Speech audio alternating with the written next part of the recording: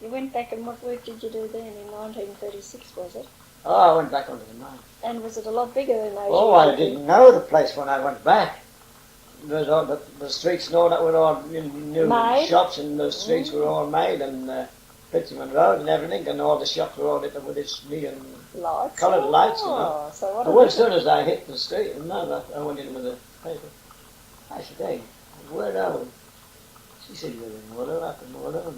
What? But this, I guess, she staggered me, you know. She was progress that much. Because the mine was working full swing too, you know. Well, by the time you got back, it was working. Oh, yes, a lot of people ordinary going full swing, you see. And what did the type of people there were still the characters up there, or? Oh, there was a few characters, you know, and you know, during the construction period, they had to get all their boiler makers and welders from the eastern states, you know, and there were all these walkers and boiler makers and welders and, you know, steel workers, really. They had to get all them to come and do all the steel work.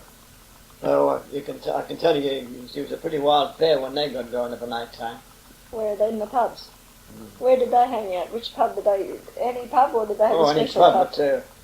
But I got stuck into them, and there in the little cafe in the back street there, mate and I, we would been having a good old night out, you know. And I said to my mate, "Oh, there's my mate Norman, and there was Harry Woosnam. I'll tell you about Harry Woosnam. I met him just a couple of weeks ago. Harry Woosnam and Aunt Mickey Bennett. We all used to knock about together, you know. So I said to my mate Norman, I said, "What about feel like a fish supper?" I said, he said, "Yes." I said, "We're going." So we went into there and we met these other two. Eastern State Bennett and Wood. No, these weren't these. Oh, yeah. So we were sitting there having a supper. Supper. And we were pretty well gone too. And at the other table there was four of these Eastern States, boiler makers. And they passed some remark about the waitress, sort of nice. About what? The waitress. Oh, yeah. You see, her name was Dora Lennon, but she got married to Mrs. Carr. Oh, yeah. I don't know if she's been down this way or not. But she got married later on. But this was before she was married. This here blokes, they passed some disparaging remarks against him, and I want to say, "Oh, she's so. So I just got out on the seat, and of course I more or less had tickets on Dora myself. So you had to stick up. So I had to. I went up and I said, "Look," I said, "what's these remarks you were making about that girl?" He said, "Oh, I see, but she's that," and I said, "That." And I said, "You break it down." I said, "We'll be interviewing." I said, "There's nothing wrong with her. She's a good, clean, living girl." I said, "She's not what you say she is, easy thing and all this business." I said, "You cut out your remarks," I said, or I'll be slipping into you. So there's four of them sitting at the table. So I just went back to my table and I sat down and I just turned like that. And Norm's duck, Bill, I just ducked like that. There's a full bottle of beer flying past. Oh my God. Just a little bit that much. If I'd have been, I'd have ducked, I'd have caught it to do. Probably killed it. Killed me.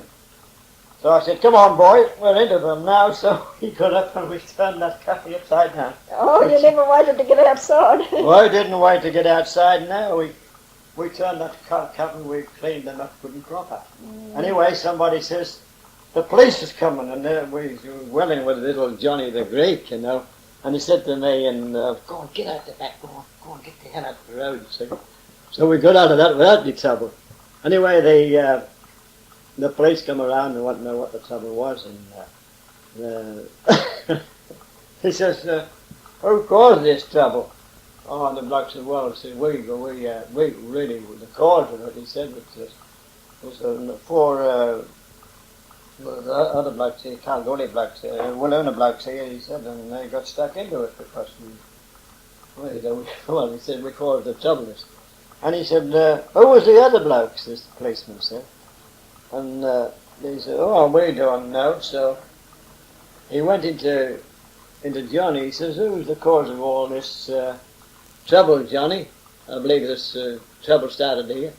Johnny said, "Gosh, get away and forget all about it." He says, "The police said, so we got out of that without any trouble." He said, they didn't cause it. He said, these blokes were the cause of the upset. So he says to the police, "Oh, the policeman, Dick Fawcett, he was a fine fellow too." And he said, "Go on, forget about it," He says, "I'm not worried about the damage." He says, "There's not much damage done," so he says, "I won't tell you it was." Anyway, Dick Fawcett had a bit of an idea himself. I run into one day. He says, "When did you last have a feed in that cafe, Bill?" Oh, I said, "It's Saturday night, eh?"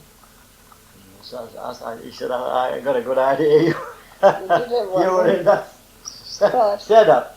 I said, "Have you?"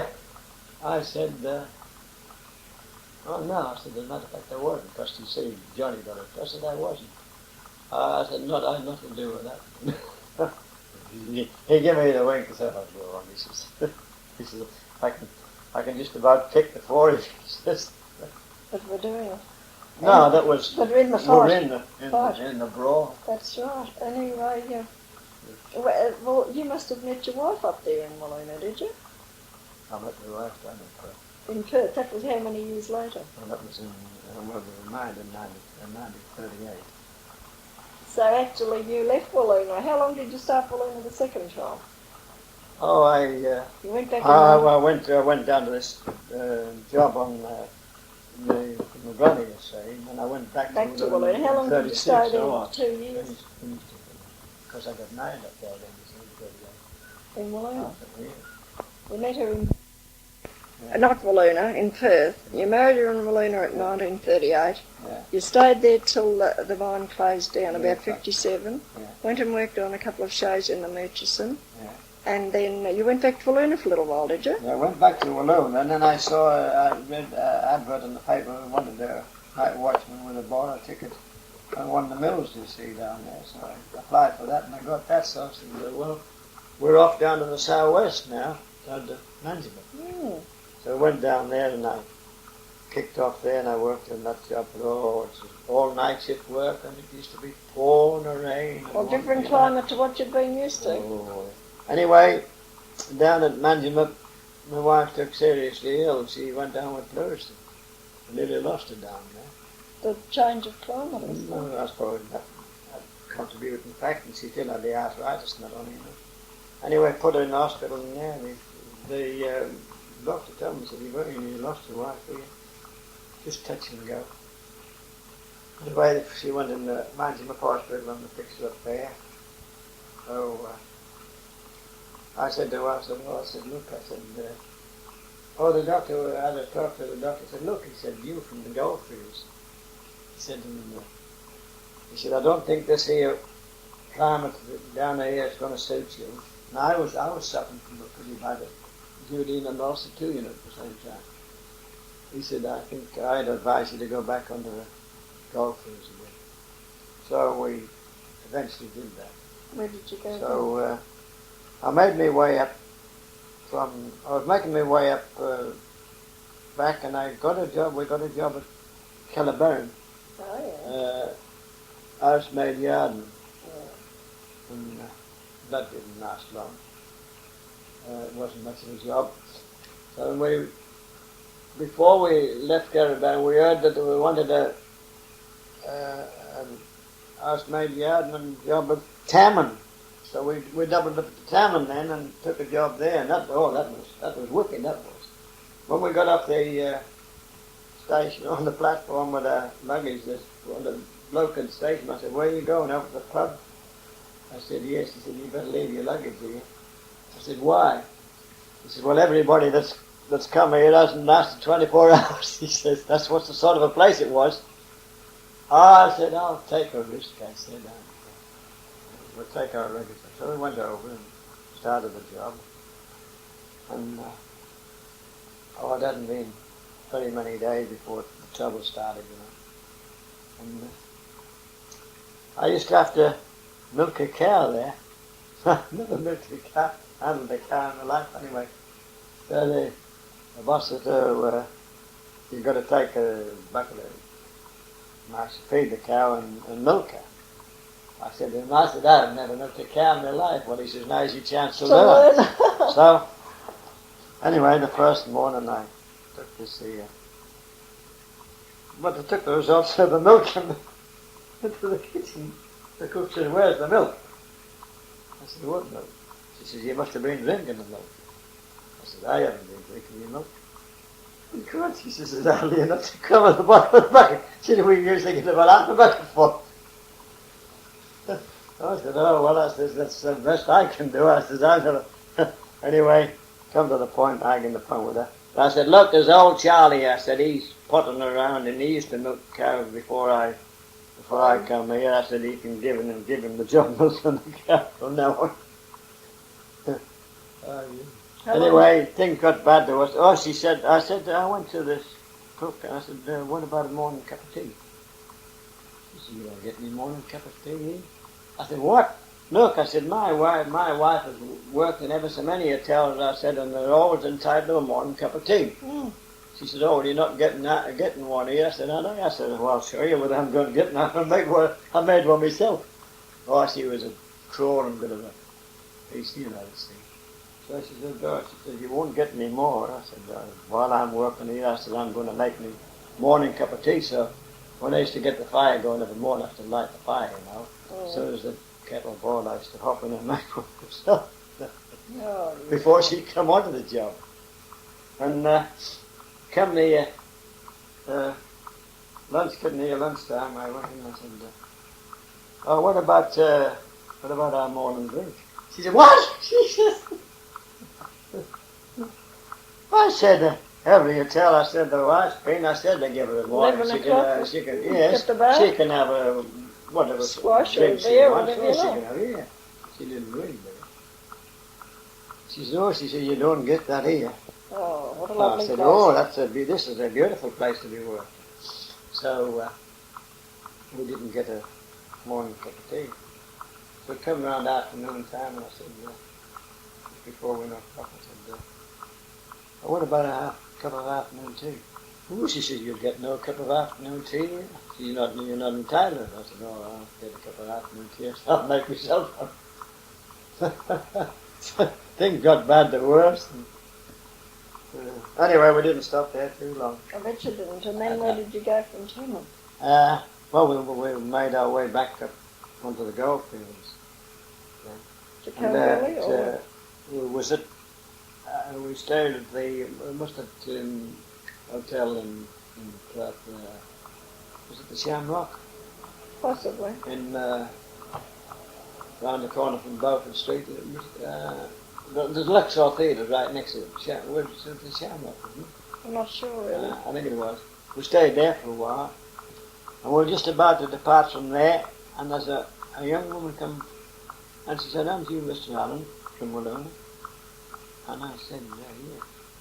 She said, where are you going? I said, well, I'm heading back home now. She said, look, Mum's looking for somebody to give him a hand out at the Abbott, Daydon, Kew Daydon was there. Well, Kew was a big place, Kew was smaller. Yeah, Kew, it'd be Kew. Where the big man was anyway. That'd be Kew because of the big building. She said, Mum wants somebody to give him a bit of a hand out there. So I said, well, I said, send word up and say we'll call in and see you on the way up. So we took this job at Kew for a while, but oh my God, it was nearly this my G's was the name.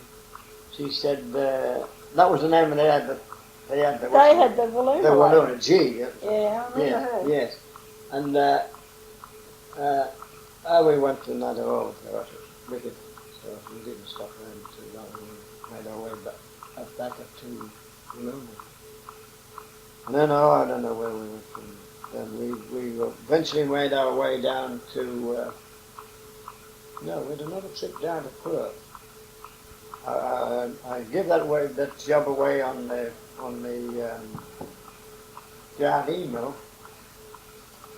And then looking at the papers again, and they wanted another fireman, night watchman on the Shannon River. So we went back down there and we went out to Shannon River. And I had a job there for a while. That was no damn good. So I said, oh, well, I said, my wife, I said, look, I said, we were told at the time it's no good. We'd better make our way up to Kalgoorlie. So we stopped off at Kalgoorlie on our way up, up to Wiluna. We stopped off at Kalgoorlie and see, look, I couldn't get any work in Kalgoorlie. And, I said, well, go up to Leonora. So on our way through, we said, we'll pull up at Leonora. So we had all our luggage there. We got up to Leonora and we put all our luggage on the mail to go up to Wiluna. Anyway, I was talking to one of the young chaps there, Macapatrone. They used to have the boarding house up there. Yeah. I don't know what you Yeah, remember. I did remember. Young Macapatrone, and I said to him, I said, how's it for work up here? Obviously there ought to be plenty of work. So I went over to the mine and I saw the electrician over there. I said, Fred Crow, I said, any chance of a job? I said, I used to be working here in the early days. Oh, he said, there's plenty of work here if you can get a house. So I went back to Macapatrone. I said, there's plenty of work if you can get a house. Well, he says, you can have this place of mine just across the road there, like going up the hill. He said, that place is empty. Some people have just left it, and we ought to see the mess that was left when I did. Anyway, we took that place off Macapatrone. Oh, the job we got. Mac had put the boots in them somehow, and they left the place, and they must have had a big jar of honey there. All that honey all over the floor in one of the rooms. You had never seen such a mess. Anyway, we cleaned it all up, and Mac had come along and he said, we cleaned all the place up. Oh, he said, well, he said, I'll lie here a week's rest. So we kicked off there for a while. And I'll tell you, I got to see a job on the Gwalia mine again. And I was working with electricians, and we had to go down right to the bottom of the shaft, 5,000 feet, looking after the pumps and electricians and electrical motors and that. So one occasion we had to go down, we were changing a pump. And to change a pump, we had a pine wooden plug. You had to bend down, put it into the pipe, cut the water off, you see, to stop the water. And you had to disconnect your pipe and pump and put the new one in, you see. So we were doing that. We got the pump already for starting off, and Charlie said, oh, see if we can get that plug out. There'd been a new plug and it swelled at pine. He said, you swelled it? No hope of just pulling it out. So Charlie Jones says to me, well, he says, was he a redhead? Gingerly. Yeah. Fair, very fair, yeah. Oh, he boarded with us in Gwalia. Did he? Charlie Jones. Charlie He Jones. was the sort of electrician assistant on the mine, like Charlie Jones, but he used to have to look at the pumps too. So there's only one way, he says, we've got to get inside of the dam and pull it up. Well, the dam was pretty high up too, you know. And I said, well, tell you what, Charlie, I said, I'm not going to get in that muck for all the tea in China, because all the washings and the stables and everything used to come around. And the water in that dam was the colour of strong tea. I said, no way, I said, will I get into that dam. Well, he said, somebody's got to go. Well, I said, you've had to do it before? He said, yes. I said, well, you can do it now then, if you want to get that plug out. I said, no way am I going to. So anyway, he got in and put the plug out, and we went to the top, and Crow asked him how he got on. He said, all right, but he said, I had to get in the dam and pull the plug out. He said, Bill wouldn't go into the dam. So Crow pulled me over the carpet, see. He said, look, he said, you were supposed to go down and give that man a hand down there, and he's supposed to do whatever he wants to do, give him a hand. Oh. I said, yes. I said, I have, up to a point. But I said, in no way would I go into that filth. And anybody could have got tetanus there. There's a lot of manure Everything all was washing in, you know. And I said, no way will I go into that dam. Oh, well, he said, if you're not going to carry out your work, he said, there's no best thing I can do. He said, the fire. Go right ahead. I said, well, you can make me time up. And anyway, the next day, I pulled out. The next day, I was walking around the boarders. Now, my brother was in charge of the boarders and all that time after. And I run into Jordan. He used to be border inspector, you know, in the early days, but he was engineer on the Rolling Mine. I knew him very well, you know, because he used to have to do our boilers out in the bush. And I was dressed up. He said, what's wrong? Not working today, Bill? I said, no. I said, I got tramped. He said, who tramped you? I said, Fred Grove. He said, what did he tramp you for? I said, simply because I refused to get in that mucky, filthy, dirty dam to pull the plug out that would deemed on the fair. Oh, and he says, I don't blame you. He says, I wouldn't have gone. And I said, no. And I said, Charlie Jones was with me. I said, Charlie Jones had done it before, so I said to Charlie, you can go and do it again. So I said, when we come up to the top, I said, he reported me to Grow. And Grow said, well, if I'm not going to carry that part of the work, he said, you can finish. So I said, I'm finished. Oh, he said, you're not finished. Well, Bill, he says, oh, go on. He says, you can go there and give your brother a hand on the boilers. So I finished up working my brother hand. I only stayed there, but I got about 12 months to work out of it. And then I had a bit of trouble with me, with Arthur. Every now and again they used to have to clean the suction gas plant out, you know, charcoal gas plant. They used to have to clean it all out. And it was my brother's job to take charge of the cleaning of the gas plant. And when his mate, whoever's working with him, is supposed to go in with him. So this particular time, he said the brother to me, he said, pulling the gas plant down. He says, over the weekend, cleaning it up. I said, I suppose I'll be coming in with you. He said, no. He said, you won't be coming in. I said, why I'll be coming in? He said, oh, I'm going to bring in young Cullicans working with me before. I said, are you? He said, yes. Now, this is your own brother, he said. He said, oh, yes. He says, I'm entitled to bring him in. He said, he was my last mate. See? I said, go. So anyway, he went does a fair bit of overtime taxes, you see. So I said, I'll go for it. So next day, Jordan was coming around and he says, how'd you get on with not just on the Monday, how'd you get on with the gas plant job, Arthur? Oh, he said, all right. How did Bill shape up? Bill, he said, Bill wasn't in it, he said. So I had to go to Jordan about it. I said, no. I said, he turned around and he got his old mate in. I said, he got all the, and then I said, you know how I'm battling. I said, he got all the weekend work and overtime. I didn't cop it at all. Ooh, he said, I'll soon put a stop for that. So he told Arthur, he said, in future, whatever mate's working with you goes in for that job. He said, you've done Bill out of it.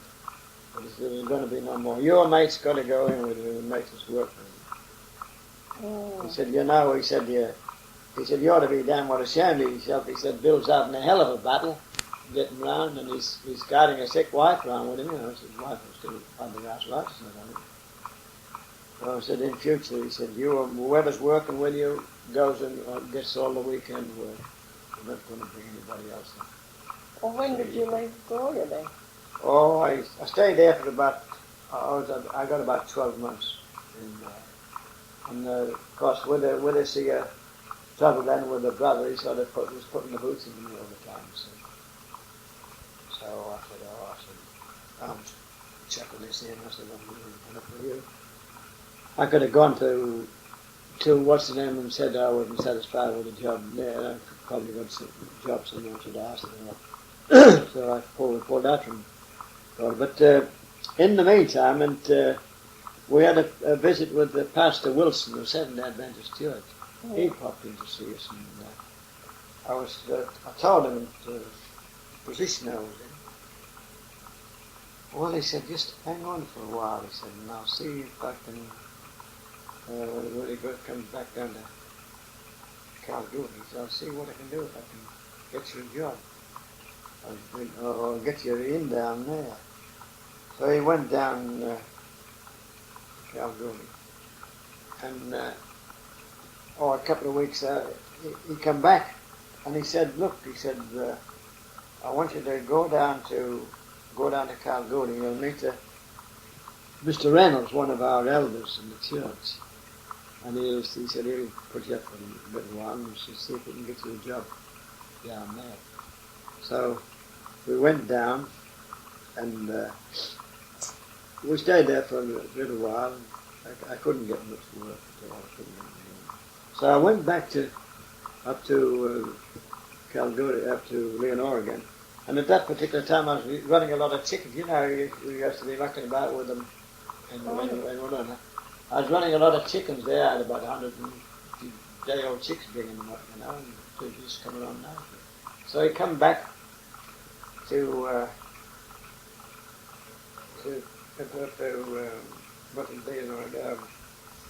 Leonora again. And he said, I want you to pack up and come down to Kalgoorlie again. I said, I think we'll be able to help you. So we went to him. So I said, well, what about all this poultry? Oh, he says, you can bring all your poultry down. So we went down there again, and we carried all this poultry. And I got a bit of a yard. I should remember the name of the woman. Oh, you might remember later. Anyway, did you put them in her yard? I put them in her yard, yes, and later on. But we got a bit of a flat there in the first, right opposite the high school. Oh. I had them parked there for the time being, and then I got a Chandler, which is Chandler now. So I got she had a bit of a yard there, and I put them in her yard later on. And I carried on about, I eventually got a job.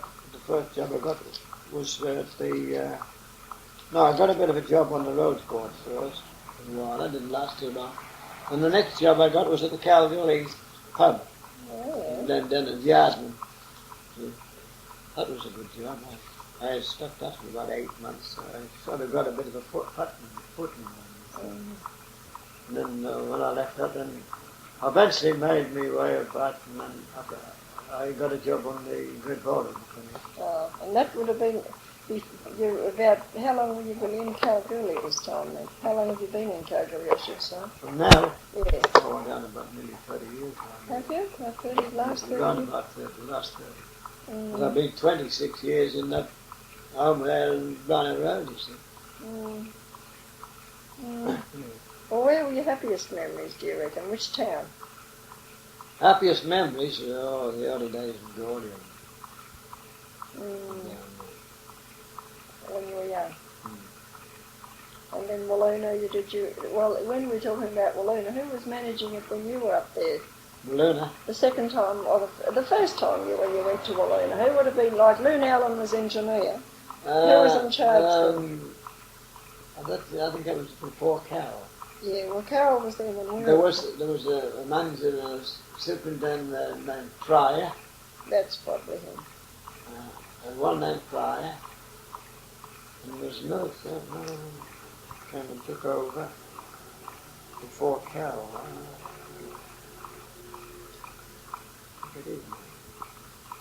But I think Pryor was the first one. First one. Really, Pryor.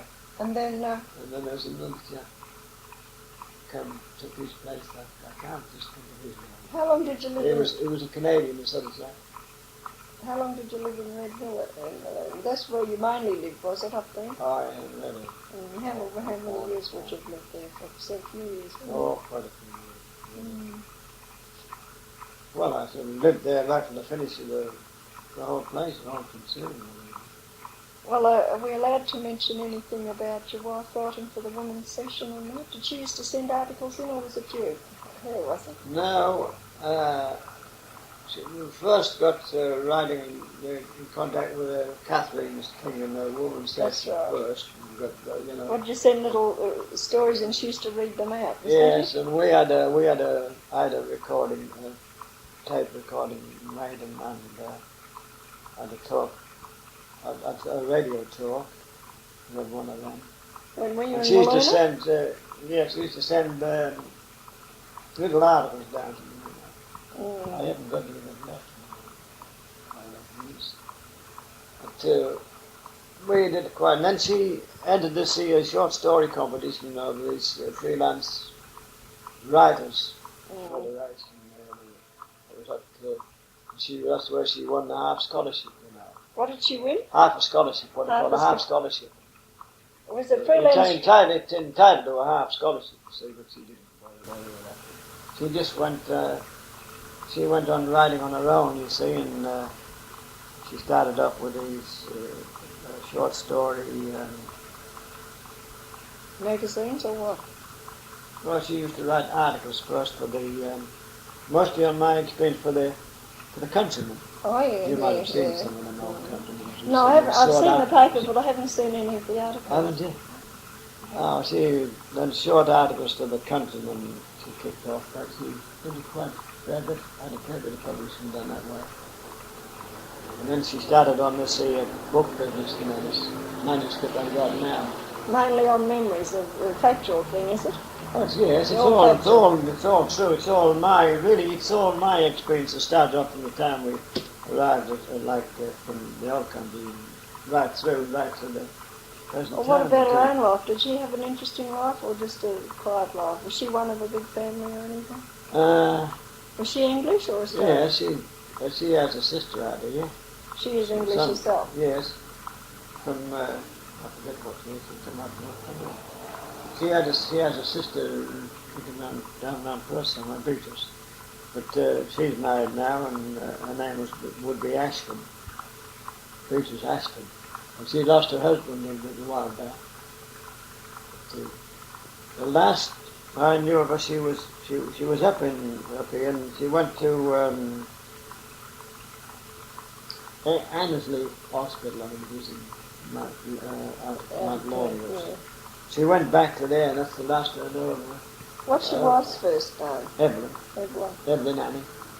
Annie. And what's I going to say? When you were in Wiluna, the second time, Curly O'Connor had the boarding house out there, did he? Curly, yeah. Was it can you remember any interesting incidents when you were at Red Hill? Anything interesting about Wiluna that went on up there? Nothing much. Nothing at the mine? Well, nothing. Nothing in specific sort of. I'll tell you a funny incident that did happen to me up there. You know where North Pool is? North Pool, did you Out say? from Wiluna. About 14 mile out. North Pool. We call it North Pool. It's a nice big pool. It's right in the end of a Creek, is it? no, it's a creek, but it finishes up in the end of like a gorge. Oh, yeah. It's a beautiful pool of water. Norm, it's about 50 yards long, and it's about 30 wide, 30 feet wide, and it's about, at the deep end is about 30 foot deep. And it's all lined with beautiful gum trees. Oh, yeah. Big gum trees. So this incident happened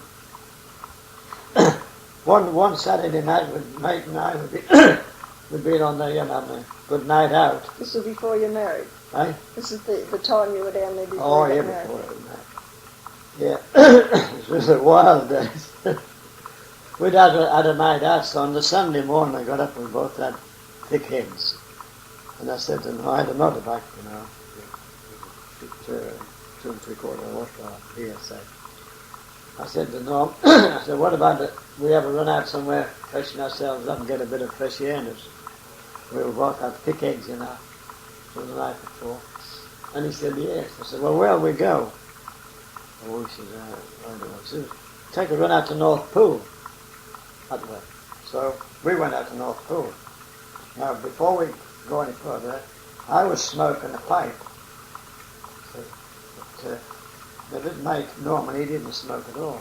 And I was smoking quite. Anyway, we get to the North Pole and he said, my cripes, he said, that water looks tempting. He says, I think we didn't have bay, there's nothing, not a skeleton, you see. So we were practically in the nutty. He said, he said, that water looks nice and inviting. He said, I think I'll strip off and get in and hop in. So I said, I said, well, what laugh? And he says, I said, pipe, and I think I'll be in after. So he piled all his clothes off and put them at the front of this tree, and it's all dry gum leaves here, you see. Right on top of these dragon parties. I peeled off and threw mine all on top of his. Instead of putting the pipe out, I just shoved it. I forgot about it. I shoved it in my pocket. Oh my God. And dived in the water. So I dived in. Here we were cavorting around in the water, you know, and Norm looked at it and he says, oh my God, he says, look at our clothes. We lost a lot. Well, what the hell did you do then to get back to town? Well, I had the bike parked on this side of the pool, you see, so we were cavorting instead of just coming, you know, trying to get straight out. We couldn't save anything, so we were splashing around there in the water. We had no clothes, you see, and all of a sudden, he says to Mum, oh, he's a car coming in. Oh, I said, oh, to God, there's no shearers in this car system. Anyway, he got there, and the car was full of shears. I said to Norm, I said, how are we going to get back to this here bike? I said, they were careering through the bush. This bloke come and... a woodcutter came to... You saw a camp, did you? He had a tent there, you see. We ran right into his camp, really.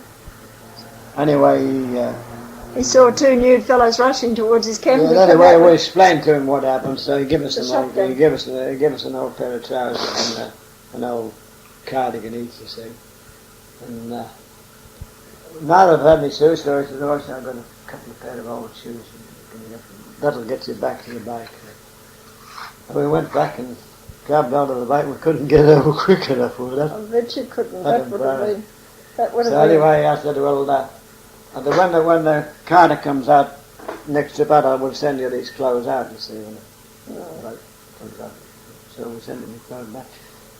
So that's how we got out of that predicament. And then that weekend's paper, the Wiluna mine, we had a bit of a rag there, you know. Bill and Norm, next time you go out to North Pole, don't forget to take your papers with you. In the paper. Oh, that must have been quite a joke around town about it. Oh, it was, you know, because these people in the car, you see. Would have heard about They didn't see much of it anyway. You scarfed out on the other side of the pool and went for a big of a race with the scarf. I bet you did. That would have been quick work. And Instead of knocking the pipe out, you see, I could have knocked it out and put it in my pocket, but I didn't. I just forgot and stuck it in my pocket. It was well alive, you see. So those she soon let me. Once they got a hold of this here gum leaves, well, away she went.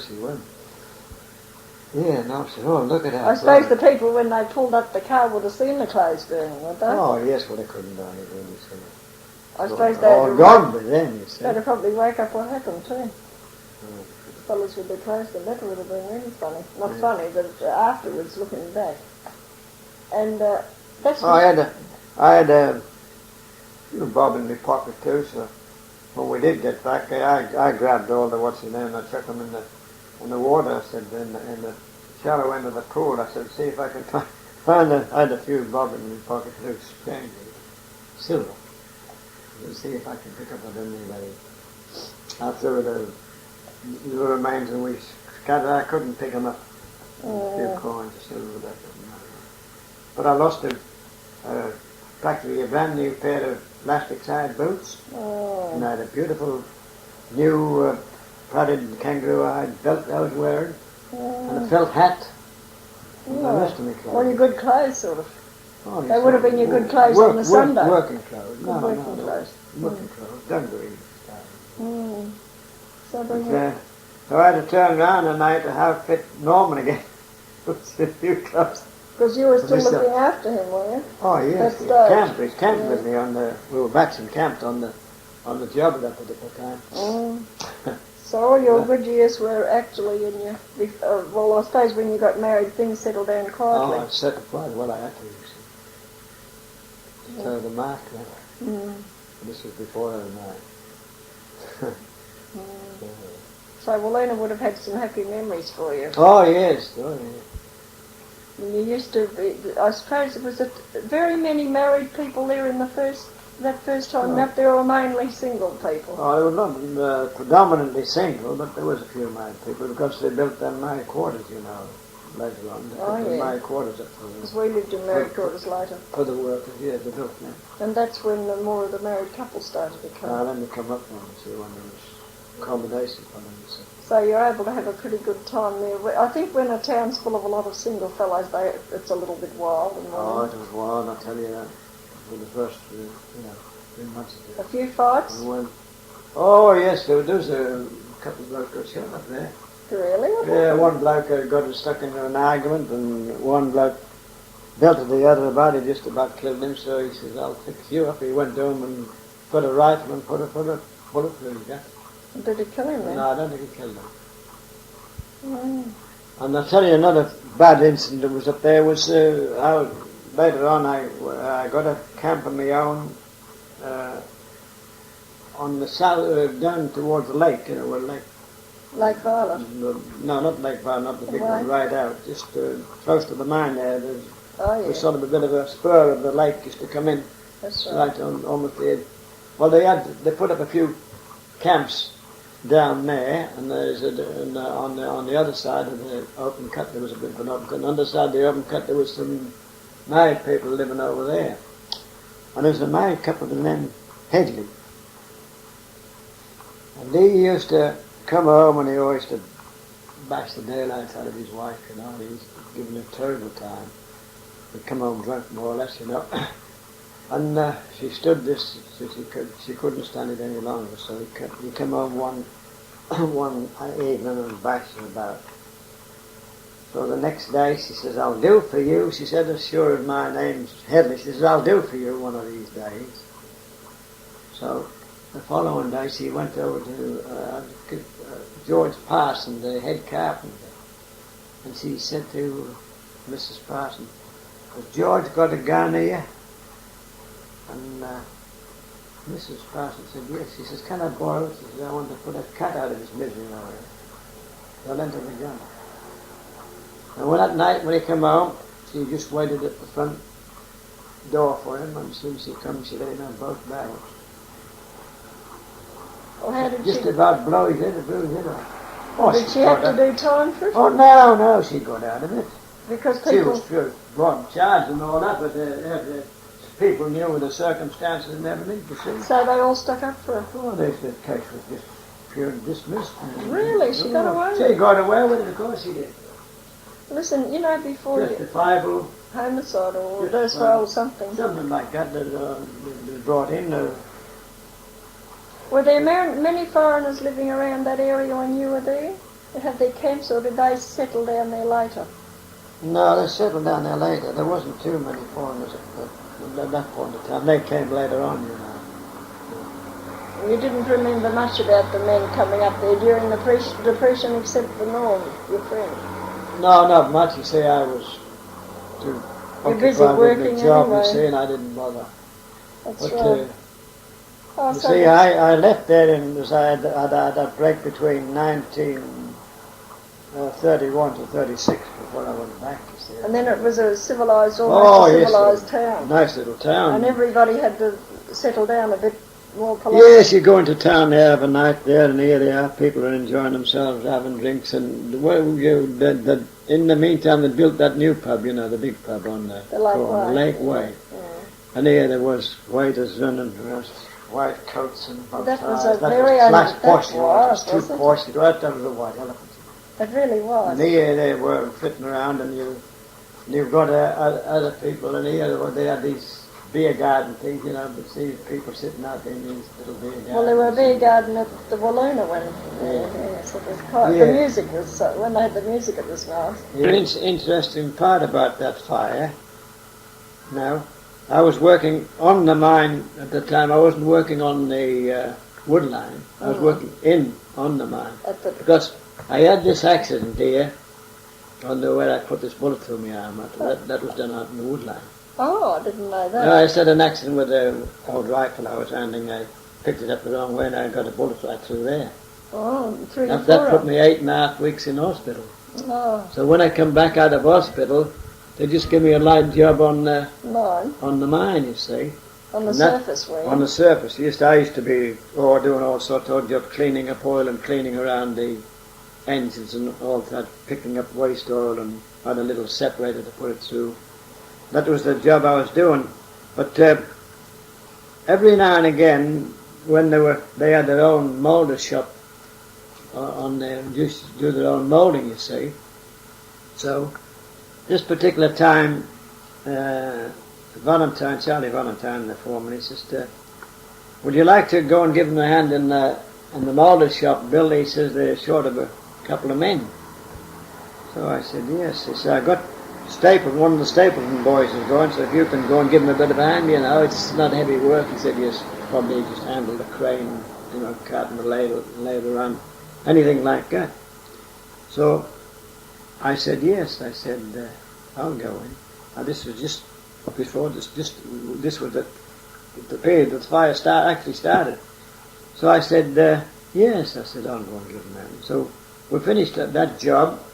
And the last thing you had to do was, when you finish up casting, was drop the fire and hose it out, you know, the furnace. You used to look at a bolt out and it used to drop all the fire on the ground, all the slag. And, so the last thing we had to do was drop the fire and hose it down, more or less put it down. So we done that, and we were in the change room. We went into the change room and had a change, and we just about got our pants off and the fire whistle went. And that was the start of the fire. And they couldn't blame where you were working, it didn't start from where you were. No, it started into the engine room. Underneath the engine, we were in the change room. Change room, yeah. So as soon as I heard the whistle, the signal was engine room. So many blasts, you see, you get a certain signal to a certain. I said, engine room. So I said to him, I scarfed out and he had a bit of a reel, hose reel, put away in a bit of a shed there. I said, you better go and grab the reel. I said, Jack, and I said, I'll go around to the boilers. Whenever there's a fire, the what's his name, boiler chap is supposed to start the fire pump, you see. The moment there's a signal. So I said, I'll go and see if the fire pump's working. I went, seeing the pump was working. She was working all right, but there was no damn water. The tanks on top of the hill were almost bone dry. What was the cause of that? I don't know. The tanks on the top of the hill. All the water from the mine used to be pumped up in big round tanks up on top of the hill there. Oh, yeah. Halfway up the hill. Yeah. And they were nearly burned dry. They were dry. I wonder what caused that. I don't know what caused that at all, but there you are. We had no water to put the fire out. And if we had, it wouldn't have been any good, normally, because it was an oil fire. Oh, so that's what do you put we'd have put water on it and it only spread. So there was nothing we could do about it. So you got going good and proper under this engine room floor. So could you? We couldn't do a thing. Could you protect the hose in the other buildings or not? Well, you just hadn't better go. So what they did, when the fire, of course the mob had all knocked up, when the fire whistle went, you see they all come scarping over from the pub. And I was just about to, I'd been going round to see the pump.